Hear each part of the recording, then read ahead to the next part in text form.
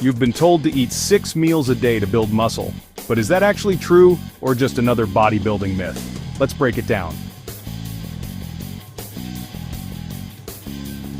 I'm Coach D from Gazey Fitness, and today we're tackling one of the biggest debates in bodybuilding nutrition: meal frequency. Stick around because by the end of this video, you'll know exactly how many meals you need to maximize growth and fat loss. Old school bodybuilding culture, the idea of stoking the metabolic fire, pros doing it in the 80s/90s, became gospel. Thermic effect of food equals sign the same no matter how you split meals. Muscle protein synthesis needs approximately 20-40 g of quality protein every approximately 3-4 hours. You don't need 6 meals, it's about protein distribution, not meal count. Contest prep bodybuilders with high protein and carb targets. People with huge calorie needs, 4,000 plus per day. Athletes who train multiple times per day.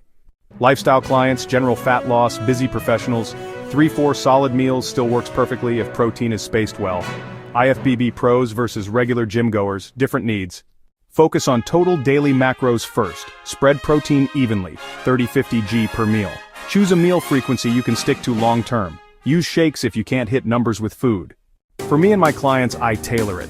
During prep, 6 meals makes sense. In the off-season or for lifestyle clients, 3-4 works just fine. Don't follow a myth, follow what's sustainable for you. If this cleared up the 6-meal myth, hit that like button and subscribe for more no BS bodybuilding tips. Drop a comment. How many meals a day do you eat right now?